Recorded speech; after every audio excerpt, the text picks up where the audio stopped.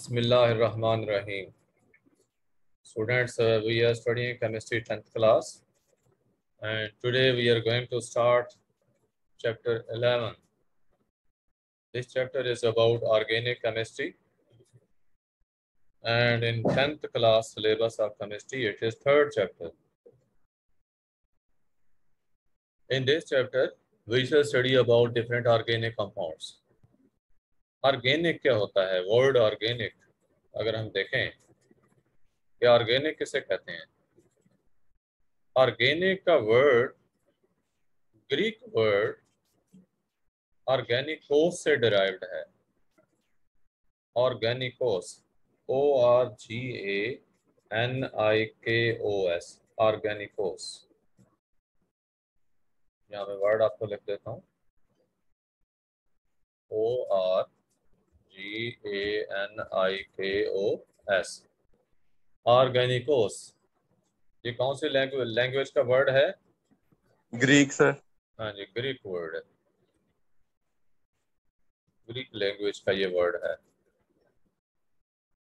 और इस ऑर्गेनिकोस से, जो कि ग्रीक वर्ड है, इससे आगे एक लैटिन वर्ड डिराइव किया गया है ऑर्गेनिकोस से, जिसको हम कहते हैं ऑर्गेनिक। यानी जो ऑर्गेनिक का वर्ड है ये लैटिन वर्ड है, और ये डिराइव कैसे हो रहा है? ऑर्गेनिकोस। ऑर्गेनिकोस से डिराइव हो रहा है। तो ऑर्गेनिकोस का मतलब है रिलेटिंग टू ऑर्गन और रिलेटिंग टू इंस्ट्रूमेंट, यूं इसको डिस्क्राइब किया जाता है।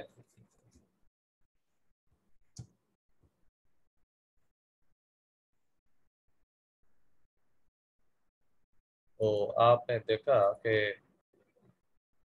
ऑर्गेनिक वर्ड जिसकी हम बात कर रहे हैं,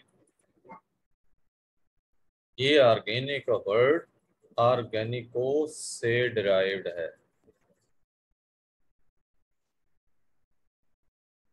अब इस ऑर्गेनिक केमिस्ट्री के अंदर हम स्टडी क्या करते हैं?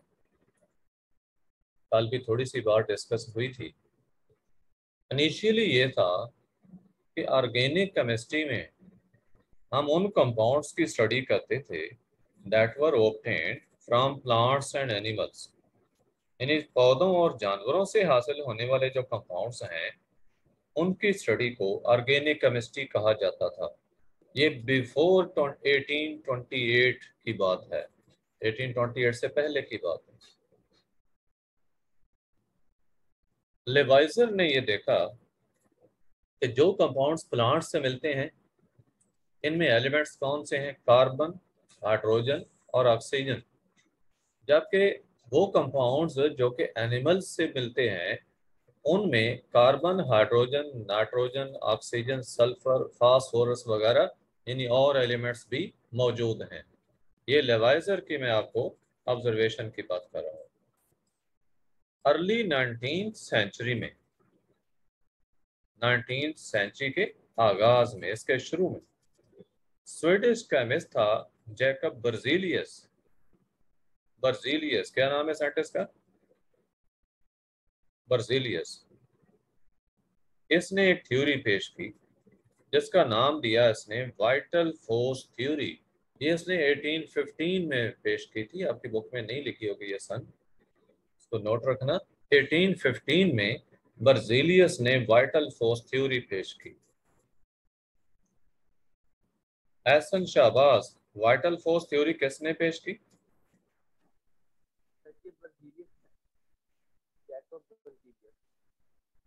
आवाज बहुत कम आ रही है। फाय काशिफ, वाइटल फोर्स थ्योरी किसने पेश की?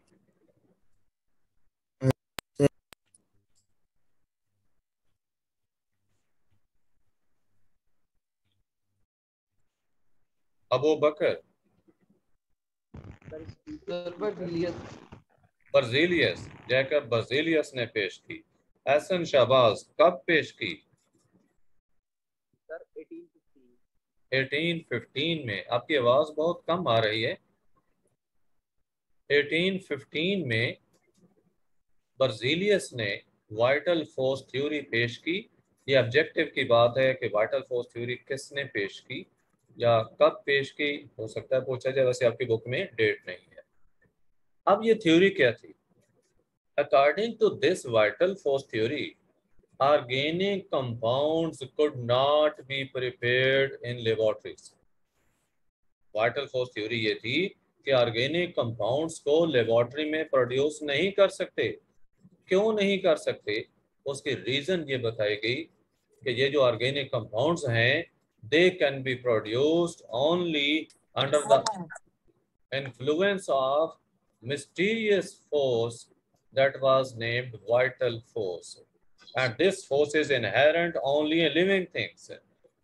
कहा गया कि ऑर्गेनिक कंपाउंड्स की फॉर्मेशन जो है, ये सिर्फ एक मिस्टीरियस फोर्स जिसको वाइटल फोर्स का नाम दिया गया, उसके इन्फ्लुएंस में ही हो सकती है, उसके जेर असर हो सकती है, यानी उसके जरिए हो सकती है सिंथेसिस। और ये वाइटल फोर्स जो है, ये सिर्फ पौधों में और जानवरों में यानी लिविंग थिंग्स के अंदर पाई जाती है। हाँ जी, कोई बच्चा क्वेश्चन पूछना चाहता है क्वेश्चन किसी का? वाइटल फोर्स है क्या? वाइटल फोर्स है क्या? बड़े वाइटल फोर्स थ्योरी का नाम है, vital force theory. Vital force क्या है?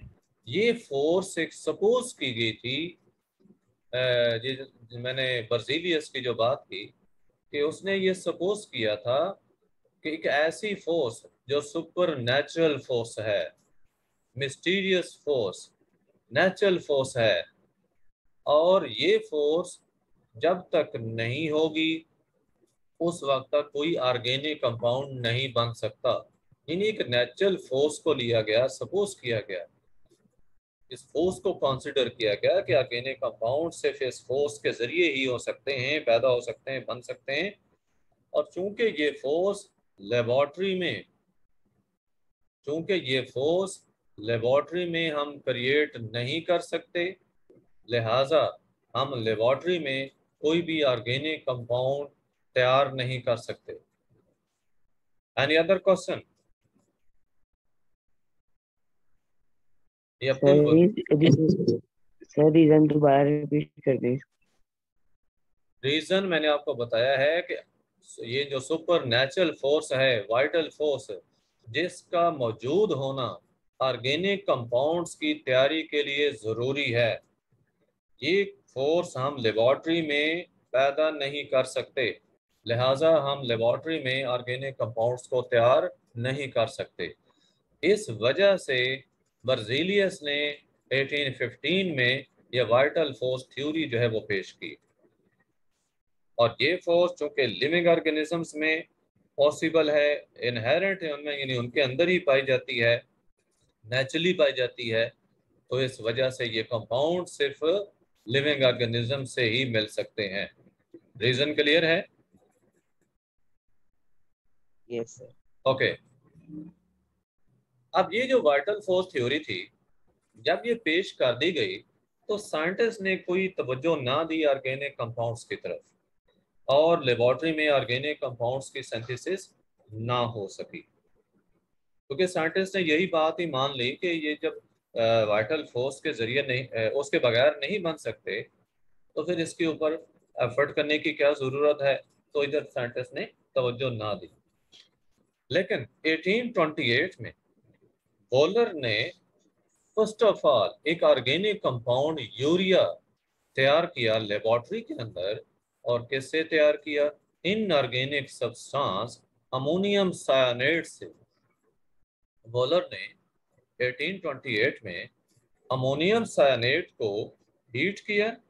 हीट करने से इसके अंदर एटम्स की रीअरेंजमेंट हुई और यूरिया बन गया। अब यूरिया ऑर्गेनिक कंपाउंड था और कहाँ पे बन रहा था?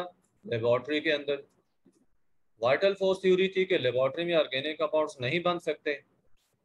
अब चूंकि ऑर्गेनिक कंपाउंड यूरिया लेबोरेटरी में तैयार हो गया, तो वो जो वाइटल फोर्स का कॉन्सेप्ट था ये खत्म हो गया, इसको रिजेक्ट कर दिया गया। देखा आपके यहाँ जैसे मेंशन्ड है, वाइटल फोर्स थ्योरी सफर डेथ ब्लो, यानी ये रिजेक्ट कर दी गई, खत्म हो गई 1828 में। तब वॉलर ने यूरिया सिंथेसाइज किया। हाँ जी, ये बात क्लियर है। वाइटल फोर्स थ्योरी किसने रिजेक्ट की?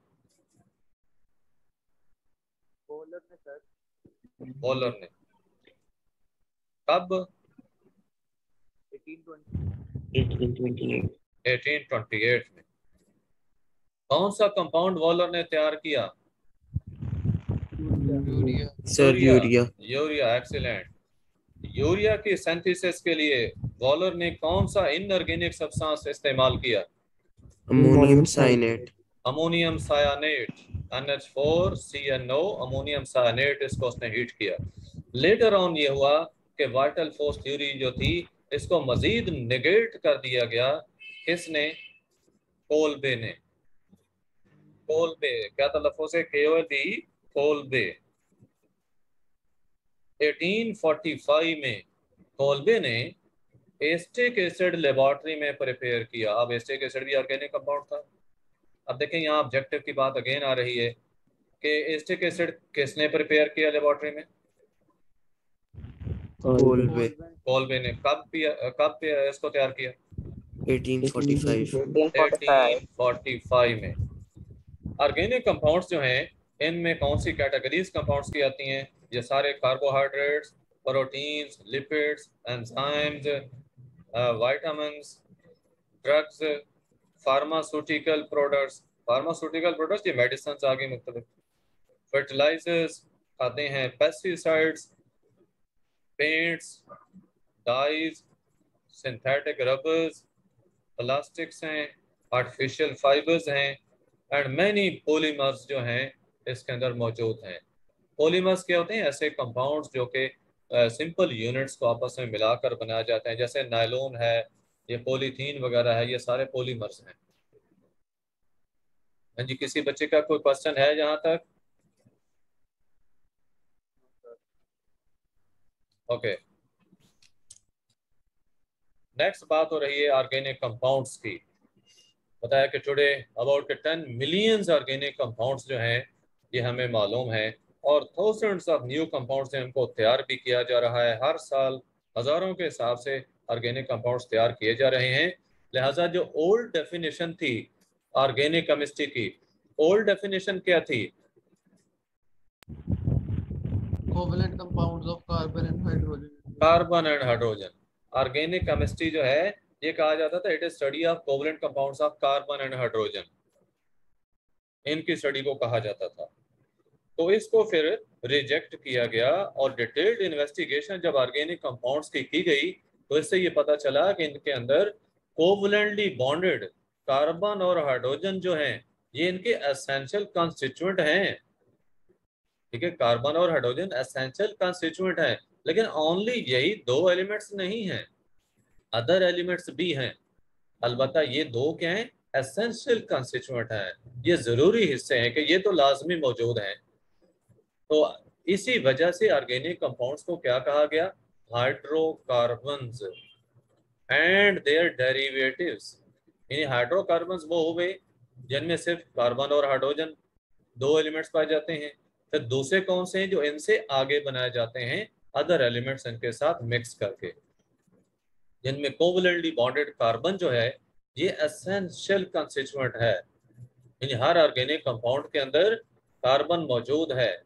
All organic compounds contain carbon, but all carbon compounds are not organic. क्या ये बात ठीक है? Yes sir. हाँ जी, क्योंकि कुछ कार्बन के कंपाउंड्स ऐसे भी हैं, जैसे आप देखें ये ऑक्साइड्स हैं कार्बन के, कार्बन मोनोऑक्साइड है, कार्बन डाइऑक्साइड है, कार्बोनेट्स हैं, बाइकार्बोनेट्स हैं, कार्बाइड्स हैं, ये भी कार्बन कंपाउंड्स तो हैं, लेकिन ये hydrogen organic. Essential constituent. Hydrogen, हाँ जी, हाइड्रोजन भी है, हाइड्रोजन भी इनके अंदर मौजूद है। और ये जिन कंपाउंड्स की मैंने बात की कि ये कार्बन कंपाउंड्स हैं, लेकिन इसके बावजूद ये ऑर्गेनिक कंपाउंड्स नहीं हैं, क्योंकि इनकी जो प्रॉपर्टीज हैं they are quite different from those of organic compounds. जो ऑर्गेनिक कंपाउंड्स की प्रॉपर्टीज हैं उनसे इनकी प्रॉपर्टीज डिफरेंट हैं। हर ऑर्गेनिक कंपाउंड जो है उसका एक स्पेसिफिक फार्मूला है, यूनिक फार्मूला है हर कंपाउंड का। हाँ जी, ये चंद की बातें सबको क्लियर हो गई हैं ऑर्गेनिक कंपाउंड्स के हवाले से। Yes, sir. ऑर्गेनिक केमिस्ट्री की क्या डेफिनेशन बनी? It's about branch of chemistry which deals with the study of hydrocarbons and their derivatives. And their derivatives, hydrocarbons और उनके डेरिवेटिव्स की स्टडी ऑर्गेनिक केमिस्ट्री कहलाती है। नेक्स्ट आपको डिफरेंट टाइप्स ऑफ फार्मूले जो हैं ऑर्गेनिक कंपाउंड्स के वो बताए जा रहे हैं। ये वर्ड आप देख रहे हैं FORMULAE, इसको प्रोनाउंसिएट करते हैं फार्मूली। फार्मूला का ये प्लूरल है, जैसा आपने इसमें बायोलॉजी में वर्ड पढ़ा एल्गा, एल्गा सिंगुलर है, उसका प्लूरल क्या है? LG, ठीक है, वो भी GAE एंड पे आता है। तो जब ये AE एंड पे आए इसको तलफ़्फ़ुज़ को आपने यूं ही चेंज करना है, फार्मूली। तो ये 4 किस्म के फार्मूले हैं। मॉलिक्यूलर फार्मूला, ठीक है, अब इसको मॉलिक्यूलर फार्मूला असल जो तलफ़्फ़ुज़ को देखें ना तो इसका मॉलिक्यूलर, और structural formula, condensed formula, dot and cross formula. ये 4 किस्म के फार्मूले हैं। आप जानते हैं इन फार्मूलों को, पहले भी कुछ ना कुछ, अभी हम इनको देख रहे हैं यहाँ पे स्ट्रक्चर्स इनकी और इनके कंपोजिशन वगैरह कि कैसे ये डिफरेंट है एक दूसरे से। मॉलिक्यूलर फार्मूला देखें, ये वो फार्मूला होता है जो actual number of atom show करता है किसी भी मॉलिक्यूल के अंदर। Actual number of atoms different elements के जो होते हैं उनको शो करता है। मॉलिक्यूलर फार्मूला में किसी भी कंपाउंड के, अब यहाँ पे ऑर्गेनिक कंपाउंड्स की हम बात करेंगे, उनके एक मॉलिक्यूल में मौजूद डिफरेंट एलिमेंट्स के जो एटम्स हैं उनकी एक्चुअल तादाद को बताता है, यानी टोटल तादाद बताता है। फॉर एग्जाम्पल देखें, ब्यूटेन ऑर्गेनिक कंपाउंड है, इसका फार्मूला है C4H10। अब ये फार्मूला क्या शो कर रहा है? नंबर 1, ये फार्मूला बता रहा है कि इसमें 2 किस्म के एलिमेंट्स हैं। कौन कौन से एलिमेंट्स हैं? कार्बन और हाइड्रोजन। दूसरी बात जो इस मॉलिक्यूलर फार्मूला से हमें मिल रही है वो ये है कि हर मॉलिक्यूल ब्यूटेन का कैसे बनता है? 4 कार्बन के एटम और 10 हाइड्रोजन के एटम जो हैं उनके आपस में मिलने से। कुछ बच्चे हैंड्स क्यों रेस कर रहे हैं? कुछ ने नेम्स जो हैं अपने वो सही नहीं, प्रॉपर वो मोबाइल के नेम आ रहे हैं। मैं नेम चेंज की ऑप्शन दे रहा हूँ, अपने नाम चेंज कर लें ताकि आपकी अटेंडेंस हो सके।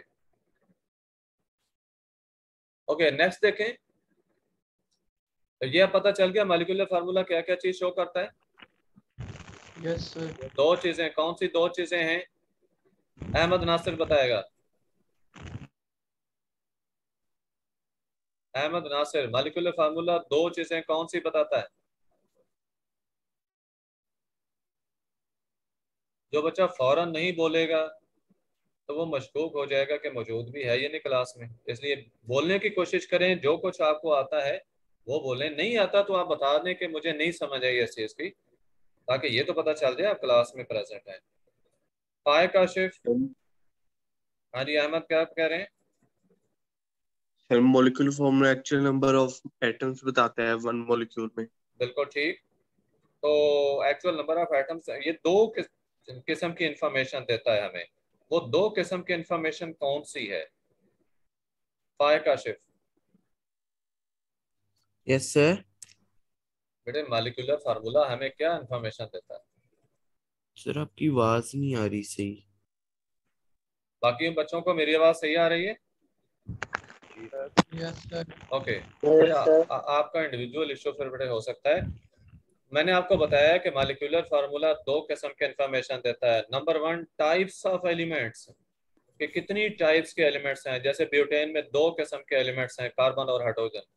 और दूसरी बात कि हर किस्म के जो एलिमेंट्स हैं उनके एटम्स की तादाद कितनी कितनी है, ठीक है, number of atoms of each element. ये 2 किस्म की इंफॉर्मेशन है जो मॉलिक्यूलर फार्मूला से मिलती है।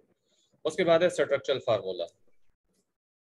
स्ट्रक्चरल फार्मूला किसी भी कंपाउंड का जो है ये रिप्रेजेंट करता है exact arrangement of different atoms of various elements जो कि किसी भी सब्सटेंस के एक मॉलिक्यूल में मौजूद होते हैं, जैसा मॉलिक्यूलर फार्मूला एक्चुअल तादाद बताता है ना, तो स्ट्रक्चरल फार्मूला उन एटम्स की अरेंजमेंट बताता है, एग्जैक्ट अरेंजमेंट क्या है। अब ये कोवलेंटली बॉन्डेड हैं सारे एटम्स आपस में, तो स्ट्रक्चरल फार्मूला के अंदर सिंगल बॉन्ड जो है उसको हम सिंगल लाइन से रिप्रेजेंट करते हैं, डबल बॉन्ड को 2 लाइंस के साथ, ट्रिपल बॉन्ड को 3 लाइंस के साथ रिप्रेजेंट करते हैं जो बॉन्डेड एटम्स के दरमियान ड्रा की जाती हैं। ये नीचे आप देख रहे हैं आपके सामने ब्यूटेन की स्ट्रक्चर्स शो की हुई हैं, तो इसमें सारे सिंगल बॉन्ड होते हैं, कोई डबल या ट्रिपल नहीं होता। तो ऑर्गेनिक कंपाउंड्स जो हैं they may have same molecular formula but different structural formula, यानी एक ही ऑर्गेनिक कंपाउंड का ऐसे हो सकता है कि उसके डिफरेंट स्ट्रक्चर्स आ जाए। मॉलिक्यूलर फार्मूला तो उसका एक ही होगा लेकिन उसके स्ट्रक्चर फार्मूले डिफरेंट हो जाएंगे।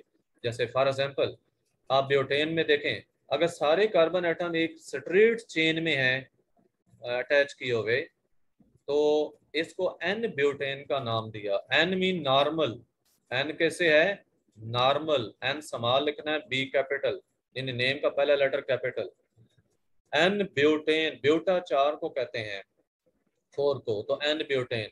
लेकिन अगर आप एक कार्बन जो है उसकी ब्रांच बना देंगे तो फिर इसका नाम बन गया आइसोब्यूटेन। अब ये ब्रांच्ड है, आइसो आइसो आइसोमर से है, आइसोमर्स याद रखें, ये डिफरेंट जो है वो मॉलिक्यूल्स होते हैं एक ही कंपाउंड के जिनकी स्ट्रक्चर्स डिफरेंट होती हैं लेकिन मॉलिक्यूलर फार्मूला सेम ही होता है, इन्हें हम कहते हैं आइसोमर्स। तो ये ब्यूटेन के 2 आइसोमर हैं जो आपके सामने हैं। तो आपने देखा स्ट्रक्चरल फार्मूले डिफरेंट हैं लेकिन मॉलिक्यूलर फार्मूला दोनों का देखें तो वो C4H10 ही है कि दोनों के अंदर 4 कार्बन के एटम हैं और 10 एटम हाइड्रोजन के हैं। सर आइसोमर क्या है?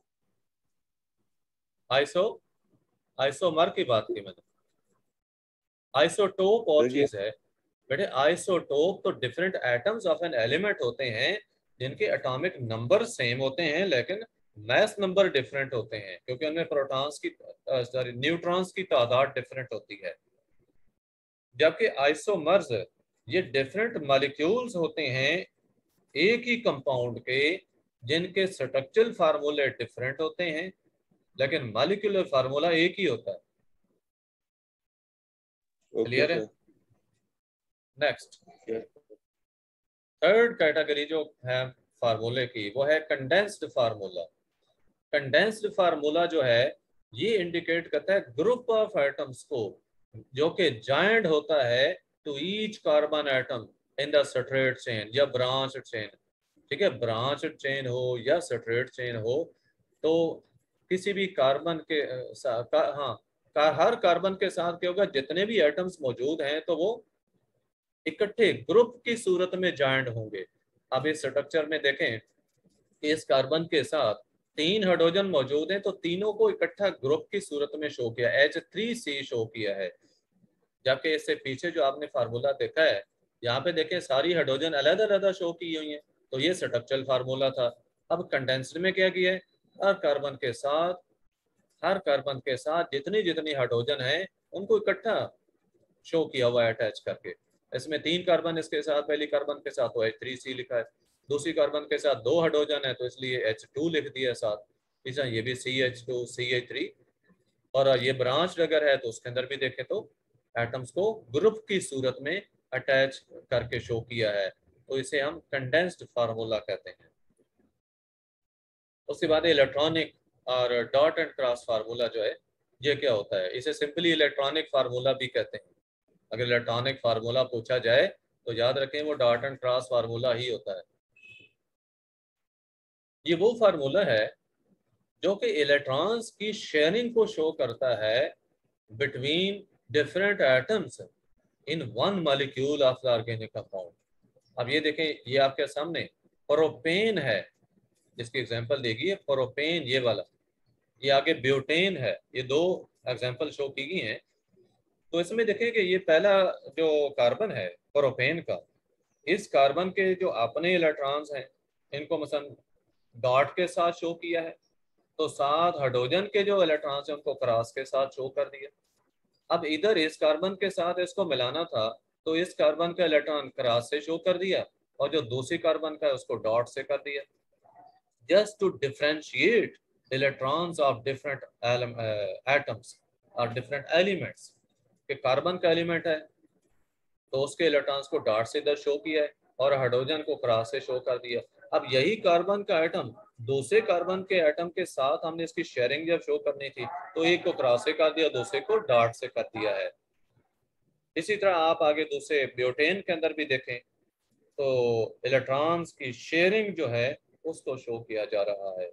एक एलिमेंट के इलेक्ट्रॉन्स को हम डॉट से रिप्रेजेंट कर रहे हैं तो दूसरे के इलेक्ट्रॉन जो उसके साथ शेयर हो रहे हैं उनको क्रॉस से कर रहे हैं। अब कहीं भी शेयरिंग देख लें, कार्बन और हाइड्रोजन की शेयरिंग देख लें या कार्बन एटम्स की आपस में शेयरिंग देख लें, तो एक की डॉट्स, एक इलेक्ट्रॉन को डॉट से रिप्रेजेंट किया तो दूसरे के इलेक्ट्रॉन को क्रॉस से रिप्रेजेंट किया है। तो ऐसा फार्मूला इलेक्ट्रॉनिक फार्मूला कहलाता है या डॉट एंड क्रॉस फार्मूला। हाँ जी, कंडेंस फार्मूला दोबारा कंडेंस्ड फार्मूला में बेटा मैंने आपको बताया है कि ये वो फार्मूला है जो ग्रुप ऑफ एटम्स को शो करता है जो किसी भी कार्बन के साथ अटैच होते हैं, स्ट्रेट चेन हो या ब्रांच चेन हो। ठीक है, ग्रुप ऑफ एटम्स जो किसी कार्बन के साथ अटैच होते हैं उस पूरे ग्रुप को इकट्ठा शो करता है, यानी उसके एटम्स को अलग-अलग नहीं बल्कि इकट्ठा शो करता है। अब देखो ना, इस कार्बन के साथ 3 हाइड्रोजन है ना, तो ये 3 हाइड्रोजन का एक ग्रुप हो गया, उसको H3 के साथ शो कर दिया है।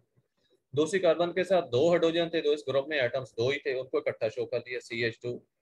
तीसरे के साथ 2 हाइड्रोजन अटैच हैं CH2। ये चौथी इसके साथ 3 हाइड्रोजन अटैच हैं तो CH3 किया। तो ये H3 या H2 जो आप देख रहे हैं ये क्या है, ये ग्रुप ऑफ एटम्स हैं जो कार्बन एटम्स के साथ अटैच है। हाँ जी, क्लियर है फार्मूले? ओके ये बड़ा इंपॉर्टेंट क्वेश्चन था, थ्योरी में भी आता है और अलग-अलग ये शॉर्ट क्वेश्चन में भी पूछा जा सकता है। ये थोड़ी सी समरी आपको दी गई है फार्मूलों की टाइप्स की। फार्मूले ऑफ ऑर्गेनिक कंपाउंड्स देखें, मॉलिक्यूलर फार्मूला क्या रिप्रेजेंट करता है, actual number of atoms in a molecule. और कंडेंस फार्मूला क्या शो करता है, ग्रुप ऑफ एटम्स को जो किसी कार्बन एटम के साथ जॉइंट होते हैं। स्ट्रक्चरल फार्मूला जो कि मॉलिक्यूल के अंदर एटम्स की अरेंजमेंट को शो करता है। और इलेक्ट्रॉनिक फार्मूला जो है ये शेयरिंग ऑफ इलेक्ट्रॉन्स को शो करता है between atoms to form molecule. इसके बाद आपको कुछ एग्जांपल्स ही दी गई हैं ऑर्गेनिक कंपाउंड्स की। इनके देखें नाम दिए गए हैं, इनके मॉलिक्यूलर फार्मूले दिए गए हैं, कंडेंस फार्मूले और स्ट्रक्चरल फार्मूले। पहला है मीथेन, CH4 इसका फार्मूला है। मॉलिक्यूलर फार्मूला, एक कार्बन का एटम और 4 हाइड्रोजन के एटम है। कंडेंस फार्मूला बिल्कुल इसी तरह से होगा क्योंकि इसमें तो एक ही कार्बन है। और स्ट्रक्चरल फार्मूला में देखें, कार्बन को सेंटर में शो किया, चारों हाइड्रोजन जो है वो सिंगल बॉन्ड्स बनाते हैं, उनको लहदा सिंगल बॉन्ड के साथ अटैच करके शो किया। दूसरा फार्मूला है ईथेन, इसमें 2 कार्बन होते हैं और 6 हाइड्रोजन साथ मिलते हैं। अगर हम इसके कंडेंस फार्मूला को देखें तो दोनों कार्बन हमने अलग-अलग इंडिकेट करने हैं और दोनों के साथ ये 3-3 हाइड्रोजन जो है वो ग्रुप की सूरत में शो करते हैं। लाइन क्यों नहीं लगाई, सिंगल लाइन लगाते भी हैं, लाइन के बगैर भी लिख सकते हैं। ये दोनों तरीकों से कंडेंस फार्मूला लिखा जा सकता है। लाइन का जो शो करना है असल में वो स्ट्रक्चर फार्मूला के अंदर जरूरी है, वो उसका हिस्सा है कार्बन स्केलेटन को शो करने के लिए। तो यहाँ पे इनको इकट्ठा ऐसे भी लिखा जा सकता है कंडेंस फार्मूला को। और कार्बन एटम्स के दरमियान अगर सिंगल बॉन्ड शो करते हैं तब भी कंडेंस फार्मूला ही होता है, जैसे आप पीछे एग्जांपल्स में देख चुके हैं। अच्छा, ये जितने कंपाउंड्स आप देख रहे हैं ऑर्गेनिक कंपाउंड्स, हाइड्रोकार्बन्स, ये आप अगले चैप्टर में पढ़ेंगे। अल्केन्स सीरीज, अल्केन्स, अल्कीन्स और अल्काइंस, ये हाइड्रोकार्बन्स की 3 सीरीज हैं, होमोलोगस सीरीज कहलाती हैं। नेक्स्ट चैप्टर में चीजें पढ़ी जाएंगी ये। तो इनका जनरल फार्मूला भी होता है, वो है CnH2n+2। जनरल फार्मूला मैं इसका आपको बता दूं, CnH2n+2, इसी के अंदर प्लस करना है आपने 2। अब आप किसी भी इस ऑर्गेनिक कंपाउंड को ले लें, फॉर एग्जाम्पल देखें मीथेन आपने लिया, एक कार्बन है यहाँ पे C1 हो गया और H कितना हो जाएगा 2 × 1 2 + 2 4। तो ये देखें हाइड्रोजन 4 हो गए। अब इनमें से किसी के ऊपर भी इसको अप्लाई करते हैं। ये ब्यूटेन है 4 वाले, इसके ऊपर अप्लाई करें। C4 है। अब हाइड्रोजन कितनी 4 × 2 8 + 2 10। जनरल फार्मूला क्लियर है सबको? सही बात, दोबारा बता देंगे, बताया आपने। देखें ये मैंने जनरल फार्मूला बताया है अल्केन्स का। किसका है ये फार्मूला? अल्केन्स,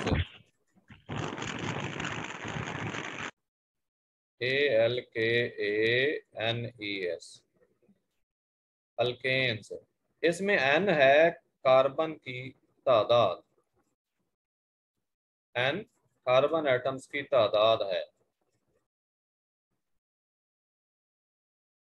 तो जो भी कार्बन एटम्स की तादाद हो उसको डबल करके उसमें 2 प्लस करेंगे तो हाइड्रोजन एटम्स की तादाद आ जाएगी। ये बताया मैंने। ये फार्मूले क्लियर हैं जो आपके सामने हैं? Yes sir. ठीक है। मीथेन में 1 कार्बन है, इथेन में 2 कार्बन होती हैं।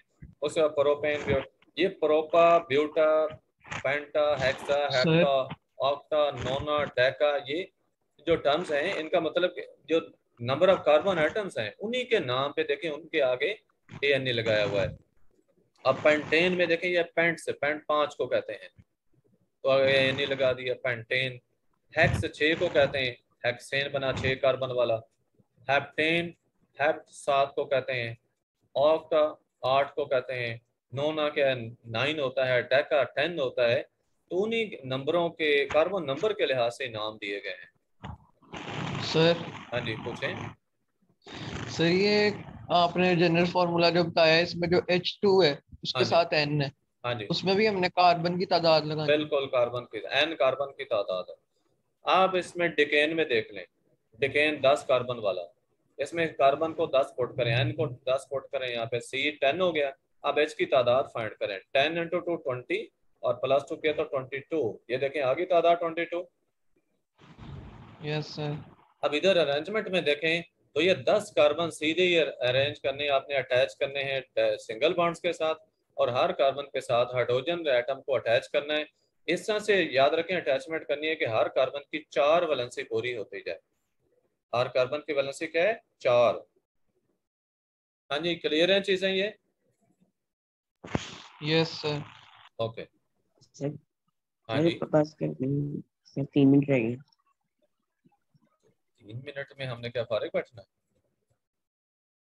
सिंपल सी कल चीजें, कल बना सिंपल सी देंगे। चीजें सुनते जाएं। Class classification of organic compound से आगे पता है कि जितने भी ऑर्गेनिक कंपाउंड्स मालूम शुदा हैं इनको ब्रॉडली डिवाइड किया गया 2 कैटेगरीज में। किसके ऊपर डिपेंड करते हुए? कार्बन की स्केलेटन जो है उसकी बेस पे, कार्बन एटम्स की अरेंजमेंट की बेस पे। नंबर 1 है open chain compounds. Open chain compounds को एसाइक्लिक कंपाउंड्स भी कहते हैं, ठीक है। और दूसरी है क्लोज चेन, ये उसको साइक्लिक कंपाउंड्स भी कहते हैं। अब जो ओपन चेन कंपाउंड्स है ये एसाइक्लिक है। ये कौन से हैं? जिनमें जो एंड वाली कार्बन एटम्स होती हैं वो फ्री होती हैं, वो आपस में अटैच नहीं होती। जैसे आप पीछे स्ट्रक्चर जितने भी देख चुके हैं कि एंड कार्बन एटम्स जो है they are not joint with each other. अब ये देखें, ये आपके पास यहाँ स्केलेटन शो की गई है स्ट्रेट चेन में, या ये वाले, तो ये पहली कार्बन और आखिरी कार्बन देखें फ्री हैं, आपस में अटैच नहीं है। पहली और आखिरी कार्बन एटम अगर आपस में अटैच नहीं तो क्या होंगे? वो एसाइक्लिक, या जो है उनको हम क्या कहेंगे? Open chain compounds. Open chain या एसाइक्लिक कंपाउंड्स। इनकी जो 2 कैटेगरीज आगे बताई गई, स्ट्रेट चेन या ब्रांच, वेरी सिंपल। अगर सारे कार्बन स्ट्रेट चेन में अरेंज हैं, कोई भी ब्रांच नहीं है, इनको हम स्ट्रेट चेन कंपाउंड्स कहेंगे। और अगर कोई ग्रुप अटैच होया हुआ है किसी भी कार्बन एटम के साथ, इन्हीं को ब्रांच बनी हुई है सेटेट चेन के साथ, इसको हम ब्रांच्ड चेन जो है वो कंपाउंड्स कहते हैं। अब देखें ये सेटेट चेन में आपको एन ये ब्यूटेन की एसाइक्लिक एग्जांपल कब देगी करना है? और ब्रांच के अंदर आइसोब्यूटेन की एग्जांपल दी गई है। और याद रखें इन कंपाउंड्स को जो ओपन चेन कंपाउंड्स हैं या जिनको एसाइक्लिक कंपाउंड्स कहा, इनको एलिफैटिक कंपाउंड्स भी कहते हैं। हाँ जी क्या क्वेश्चन पूछा है? तो मैंने एसाइक्लिक कंपाउंड्स का कहा। एसाइक्लिक जो हैं ओपन चेन कंपाउंड्स को कहते हैं और इन्हीं को एलिफेटिक कंपाउंड्स भी कहते हैं। ये एक ही कैटेगरी कंपाउंड्स की है जिसके डिफरेंट नेम्स हैं। दूसरा आपको क्लोज चेन का जो बताया, तो क्लोज चेन या साइक्लिक कंपाउंड्स जो हैं इनमें पहली और आखिरी कार्बन आपस में अटैच होती हैं, ठीक है। एंड कार्बन एटम्स जो हैं वो आपस में अटैच होते हैं, वो फ्री नहीं होते, लिंक्ड होते हैं आपस में। इनको आगे दो ग्रुप्स में डिवाइड किया गया है, होमोसाइक्लिक और हेट्रोसाइक्लिक। होमोसाइक्लिक को कार्बोसाइक्लिक भी कहते हैं क्योंकि इनमें सारे एटम ही कार्बन के होते हैं, सारे एका के एटम होंगे और ये सारे कार्बन के एटम्स ही होते हैं, इसलिए इनको कहते हैं होमोसाइक्लिक या कार्बोसाइक्लिक कंपाउंड्स। होमोसाइक्लिक की आगे दो किस्में हैं, एरोमेटिक और एलिसाइक्लिक। याद रखें जो एरोमेटिक कंपाउंड्स हैं इनको बेंजीनाइड्स भी कहते हैं। इनमें कम से कम एक बेंजीन रिंग होता है। बेंजीन रिंग क्या है? ये जो C6H6 आप पढ़ चुके हैं ये वही बेंजीन है। इसमें 6 कार्बन एटम होते हैं और 3 इसमें डबल बॉन्ड हैं। ये अल्टरनेटिंग सिंगल और डबल बॉन्ड होते हैं, एक double bond, single bond, double single. तो ये एक बेंजीन रिंग है। कम से कम एक बेंजीन रिंग हो तो एरोमेटिक है, ठीक है। और अगर बेंजीन रिंग नहीं है तो फिर वो नॉन बेंजीनाइड्स कहलाते हैं या नॉन एरोमेटिक जिन्हें कहते हैं, एलिसाइक्लिक कंपाउंड्स उन्हें कहते हैं, एलिसाइक्लिक या नॉन बेंजीनाइड्स। और एरोमेटिक, एरोमा से, एरोमा का मतलब होता है फ्रेग्रेंस इनमें खुशबू पाई जाती है, स्मेल पाई जाती है। जैसा ऑयल्स आप देखें, वेजिटेबल ऑयल्स, बेंजीन, नैफ्थलीन इसकी एग्जांपल दी गई है। हेट्रोसाइक्लिक कंपाउंड्स वो कंपाउंड्स हैं, ऐसे साइक्लिक कंपाउंड्स हैं जिनमें एक से ज्यादा किस्म के एटम्स जो हैं वो इसमें रिंग के अंदर मौजूद होते हैं, यानी अदर देन कार्बन एटम्स भी जो हैं वो रिंग्स में मौजूद होंगे। For example thiophene. अब इसमें देखिए ये जो आपको कार्नर शो किए गए यहाँ पे सारे कार्बन एटम्स हैं, इन कार्नर्स पे कार्बन एटम्स हैं। यहाँ मैं इंडिकेट कर देता हूँ, ये देखें यहाँ भी कार्बन है, इधर भी कार्बन है, ये कार्बन है यहाँ पे, और फिर ये भी कार्बन है, और हर कार्बन के साथ हाइड्रोजन एटम्स अटैच हैं। अब इस कार्बन के साथ कितने हाइड्रोजन एटम हो सकते हैं, एहसान बताएं। सर 3 क्या होंगे?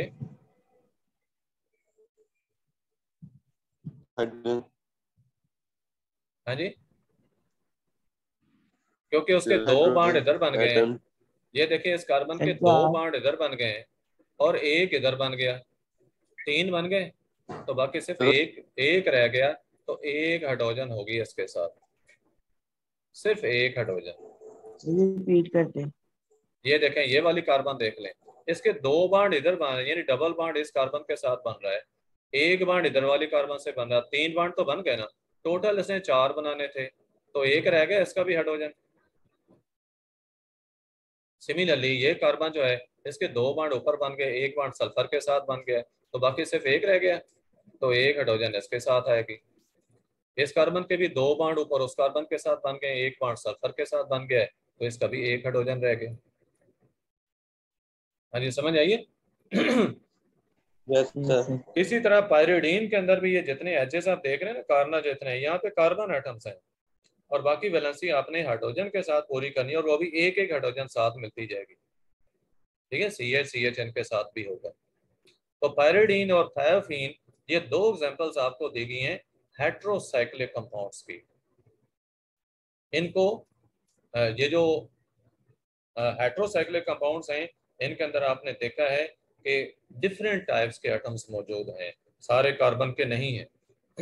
जाके होमोसाइक्लिक के अंदर आपने देखा था जो कि कार्बोसाइक्लिक कंपाउंड्स हैं, उनमें बेंजीनाइड्स भी थे और नॉन बेंजीनाइड्स भी थे। बेंजीनाइड्स ये थे जिनमें कम से कम एक बेंजीन रिंग था, और नॉन बेंजीनाइड्स वो थे जिनमें बेंजीन रिंग यानी नहीं है, वैसे कार्बन एटम्स जो हैं आपस में अटैच्ड हैं, ठीक है। बेंजीन दूसरे जो साइक्लिक एलिसाइक्लिक हैं, ये एलिसाइक्लिक पहले डिस्कस हुआ था पीछे, जब क्लास जो है वो पिछला टाइम ओवर हुआ है ना, उसमें ये रह गया था। देखिए एलिसाइक्लिक बड़ा सिंपल सा है, नॉन बेंजीनाइड यानी एंड वाले कार्बन एटम्स आपस में अटैच हैं, और याद रखें सिर्फ एंड वाले ही आपस में अटैच होंगे, बाकियों की बात नहीं होगी। जो कार्बन एटम आपस में अटैच होंगे ना, रिंग सिर्फ उन्हीं का कंसीडर होगा, बाकी सारी जो है वो ब्रांचेस काउंट होती हैं। मसलन इनके साथ अलहदा कोई आगे ग्रुप और अटैच होते जाए तो ब्रांचेस काउंट होती हैं। अब ये है एलिसाइक्लिक या इनको नॉन बेंजीनॉइड्स कहते हैं। अब ये कार्बन एटम सारे जो हैं रिंग की फॉर्म में अटैच हैं, तो ये साइक्लोब्यूटेन है और दूसरा साइक्लोहेक्सेन है। हाँ जी, कोई क्वेश्चन है किसी का तो पूछें। सर कोई क्वेश्चन नहीं। ओके, ये ऑर्गेनिक कंपाउंड्स की समरी एंड पे देख लें। ओपन चेन कंपाउंड्स हैं या साइक्लिक कंपाउंड्स हैं। ओपन चेन हो तो वो स्ट्रेट चेन हो सकते हैं या ब्रांच हो सकते हैं। ये क्लोज चेन या साइक्लिक जो हैं ये होमोसाइक्लिक हो सकते हैं या हेट्रोसाइक्लिक हो सकते हैं। होमोसाइक्लिक कंपाउंड्स जिनमें सारे कार्बन एटम्स हैं यानी कार्बोसाइक्लिक भी जिन्हें कहते हैं, ये एलिसाइक्लिक हो सकते हैं या एरोमेटिक हो सकते हैं। एरोमेटिक बेंजीनॉइड्स होते हैं जिनमें कम से कम एक बेंजीन रिंग हो, और एलिसाइक्लिक नॉन बेंजीनॉइड्स भी कहलाते हैं। ये आज का लेक्चर आपका कंप्लीट हुआ। अगर आपको कोई है किसी का क्वेश्चन तो पूछ सकते हैं। सर ओके, अल्लाह हाफिज। अल्लाह हाफिज़।